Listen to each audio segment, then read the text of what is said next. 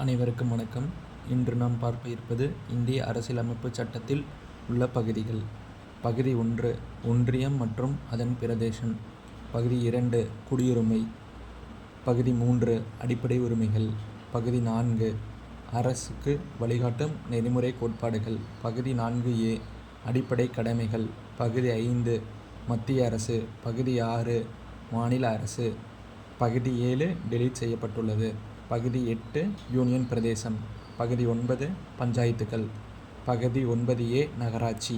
பகுதி 10 பட்டியல் மற்றும் பழங்குடியின பகுதிகள். பகுதி 11 மத்திய மாநில உறவுகள். பகுதி 12 நிதி, சொத்து மற்றும் ஒப்பந்தங்கள். பகுதி 13 வணிகம், வர்த்தகம் மற்றும் தொடர்பு. பகுதி 14 மத்திய மாநில அரசு பணிகள். பகுதி 14A தீர்ப்பாயங்கள். பகுதி 15 தேர்தல். பகுதி 16 சில வகுப்பினருக்கு சிறப்பு விதிகள். பகுதி 17 அலுவல் மொழி. பகுதி 18 அவசரகால விதிகள். பகுதி 19 இதர விதிகள். பகுதி 20 அரசியலமைப்பு சட்ட திருத்தம். பகுதி 21 தற்காலிக, இடைநிலை மற்றும் சிறப்பு விதிகள். பகுதி 22 தலைப்பு மற்றும் தொடக்கம்.